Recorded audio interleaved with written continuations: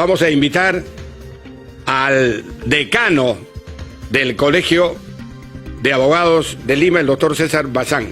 Bienvenido al programa, doctor Bazán. ¿Cómo está? Gracias por la invitación, señor Vargas. Buenos días. ¿Qué tal? ¿Cómo va? Tenemos en realidad muchas cosas que tratar desde el punto de vista jurídico, desde el punto de vista judicial. Y me gustaría, en primer lugar, empezar con un tema internacional, ¿no? ¿Qué le parece lo que ha ocurrido con el fiscal general de la Nación de Colombia, el doctor Francisco Barbosa, ¿no? Que en sus declaraciones prácticamente ha arremetido contra el presidente Petro, ¿no? Llamando sus palabras como declaraciones de una dictadura, ¿no? Al pretender obligarle a revelar, ¿no? Resultados de una investigación que está llevando adelante la Fiscalía de Colombia. Bueno, son palabras muy valientes y que ubican a Colombia dentro de su sistema constitucional. El señor fiscal ha recordado que, de acuerdo con la Constitución, no tiene ningún superior jerárquico, no está sujeto a mandato imperativo. Y equivocadamente el presidente de la República de Colombia ha querido darle instrucciones al señor fiscal. Y esto va de la mano con una acción que él también ha tomado. Ha declarado que esto pone en peligro su propia seguridad y la seguridad de su familia. Y ha sacado a toda su familia fuera del país. Es conocido que Colombia es un país en el cual la violencia en estos casos llega a muchos extremos. Sí. Y está revelando con esta actitud que la posición que ha tomado el presidente Petro en los últimos años ya en realidad desnaturaliza lo que la democracia dentro de Colombia es. No hay que olvidar, doctor Bazán, que la democracia colombiana tiene una larga trayectoria, ¿no? como una democracia respetable, ¿no? Y eso basta leer un poco de la historia colombiana, sí, ¿no? Claro. ¿Verdad? Y una democracia que siempre ha prevalecido sobre actos totalitaristas, ¿no? de diferentes corrientes ideológicas en Colombia, pero la democracia siempre se ha impuesto. Y por eso que en algunos momentos de la historia se ha criticado a Colombia por no ejercer la fuerza, ¿no? Por no ejercer esa fuerza que a todo Estado, ¿no? Se le otorga precisamente por ser un Estado, ¿no? democrático que tiene mecanismos de defensa. Sin embargo, Colombia nunca utilizó, ¿no? y siendo abiertamente más democrático de lo que uno puede pensar, y permitiendo este tipo de actos que a veces han llegado a extremos, ¿no? Sí, claro. Recordemos que en la época del terrorismo, no solamente por razones políticas, sino por terrorismo y narcotráfico. No, las guerrillas y los narcotraficantes. Recuerde usted que tomaron Palacio de Justicia, claro, y mataron a los jueces supremos. Entonces, ese tipo de violencia lo que hace es generar incertidumbre. Y es lo que nos está recordando el fiscal de la Nación. Su vida de la Nación colombiana. Claro. Su vida y la pone entonces públicamente en manos del presidente Petro para que asegurarse que no vaya a haber ninguna represalia contra él.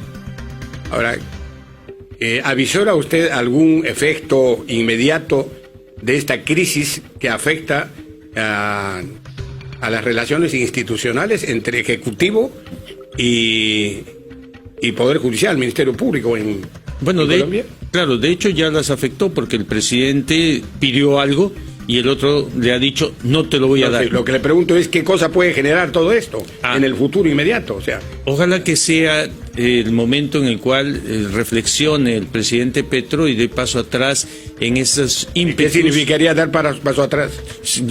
Abandonar esas actividades que están generando que el fiscal de la Nación diga que están en camino a una dictadura. Que deje que la libertad y la democracia, como siempre en Colombia, haga su papel. Muy bien, hablemos ahora acerca de la situación de los congresistas Bermejo y Bellido, ¿no? A partir del dictamen, ¿no? de levantar el secreto de las comunicaciones. ¿Qué sugiere eso desde el punto de vista jurídico? ¿Cómo hay que leer? ¿Cómo se debe entender? Que nadie está exento de la investigación fiscal y del Poder Judicial. Entonces, todos los ciudadanos estamos expuestos siempre a que sean revisados nuestros actos, no importa el cargo que tenga. En este caso, los congresistas, que siempre han creído que están más allá de la actividad que todos los ciudadanos tenemos, están siendo afectados también como cualquiera de nosotros. Los están tratando de manera igual y, por lo tanto, la Fiscalía está realizando el papel que le corresponde como siempre. Sí, pero eso dice la cordura política y la cordura, digamos, profesional que usted está manifestando. Pero vayamos un poco más allá. Ellos están incriminados por la comisión de delitos. En ese sentido, el levantamiento de las comunicaciones tiene que tener una direccionalidad. Es una línea de investigación la que está siguiendo el fiscal. Seguramente que tiene información de algún tipo de participación de estas personas y por lo tanto está investigando a ver hasta cuánto están ellos comprometidos. Eso es lo que queríamos escuchar. Eso. Sí, muy bien. Es una línea de investigación, claro, fiscal. Ahora, esa línea de investigación puede mañana más tarde escalar, por supuesto. Escalar. Sí, sí. ¿Y hasta dónde podría escalar? Porque si se abre el levantamiento de las comunicaciones, quiere decir que definitivamente hay razones, ¿no es verdad? Estimables, razones, no diré poderosas, porque no debemos adelantar juicio tampoco, sino razones estimables, ¿no?, para seguir investigando. Sí, claro, es como cualquier delito, ¿no? Se empieza a investigar y se encuentra que hay personas involucradas, entonces hay que continuar la investigación. En este caso, algo habrán encontrado que parecería que podrían estar involucrados. Si de las investigaciones sale que sí están involucrados, entonces habrá que ver qué tanto y cuál es la tipicidad de los delitos que se les podría imputar. Usted sabe perfectamente que los supuestos delitos que se le imputan tanto a Bermejo como a Bellido es, ¿no?, haber estado involucrado en algún momento con grupos terroristas. Hablemos claramente, ¿no? Visitas, ¿no?, a Quispe Palomino, ¿no?, allá por el BRAE, ¿no es verdad? Apologías al terrorismo y una serie de reuniones que han sido caldo de cultivo para esta investigación. Si se tratara de esos delitos, ¿no?, ¿hacia dónde podrían ser conducidos en esta investigación ambos congresistas? Bueno, ellos podrían ser encubridores de actos delictivos o que estuvieran participando directa o indirectamente en la comisión de estos delitos que favorecen el desarrollo del terrorismo. Entonces se estarían implicados exactamente con las mismas penas que aquellos que ejercen el terrorismo. Sí, claro, pero los recientes actos, vamos a decir, subversivos, durante las manifestaciones, entre comillas, ¿no es cierto?, se les ha visto a ellos, ¿no?, como comprometidos, y no solamente ideológicamente, sino desde el punto de vista organizativo. Se dice que Bermejo, por ejemplo, ha estado activo en algunas protestas violentas en Ica y otros sectores. En el caso de Bermejo se piensa lo mismo en el sur, en el Cusco y demás. Claro, en ese caso serían coautores de los delitos que en estas oportunidades se cometieron. Porque tenemos derecho a protesta, pero no tenemos derecho a destruir los bienes de los demás. Y eso es una parte de los errores que se cometen en ese informe de la Comisión Interamericana de Derechos Humanos. Yo iba a ir recién a eso. Sí. Justamente, ya estamos entrando entonces en este informe. ¿Cuál es, como jurista, como decano del Colegio de Abogados, ¿no?, que representa a más de 60.000, yo no sé cuántos abogados? 92.000. 92.000. En Lima. ¿No? En Lima. ¿No? Impresionante. En representación de 92.000 abogados en Lima, ¿no?, ¿cómo ve este informe que tiene que verse desde el punto de vista jurídico? ¿Cuáles son sus observaciones? ¿No? ¿Cómo analiza usted este informe? Bien, el informe tiene partes buenas y tiene partes malas. Empecemos por las buenas noticias.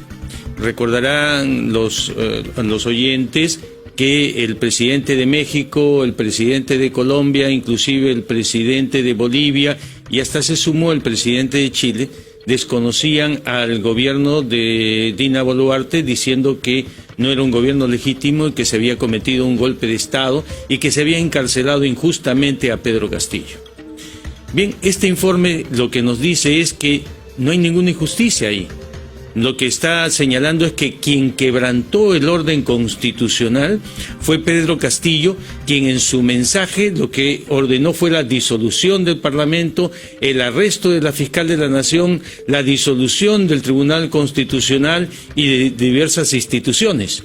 Y que el Estado, me refiero a las instituciones del Estado, no lo apoyaron.